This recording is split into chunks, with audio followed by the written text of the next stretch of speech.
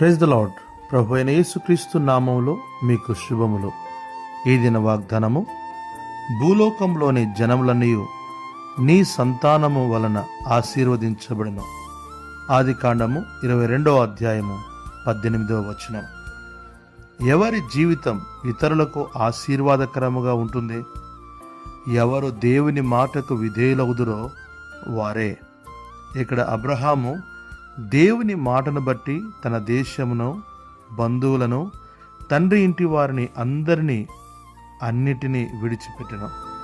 అంతేకాదు, తనకు ఒక్కడైన ఇస్సాకును కూడా బలిగా దేవుడు కోరగా దేవునికి విధేయుడై మోరియా కొండపై బలికి అర్పింప సిద్ధపడెను. ఒక వ్యక్తి దేవునికి ఇంతగా లోబడగలడా అంటే అందుకు అబ్రహాము సాక్ష్యము. ఈరోజు వాక్యం వినుచున్న నీవు ఇతరులకు అనగా నీ ఇంటివారికి, సంఘములో ఉన్నవారికి ఆశీర్వాదకరముగా ఉన్నావా? లేనిచో ఈ దినమే అబ్రహాము దేవునికి విధేయత చూపినట్లుగా నీవును విధేయుడవు కమ్ము. ప్రభు నిన్ను ఆశీర్వదించును, అనేకులకు ఆశీర్వాదకరముగా నిన్ను ఉంచును. అట్లు ప్రభు నీకు సహాయం చేయనుగాక. ఆమెన్.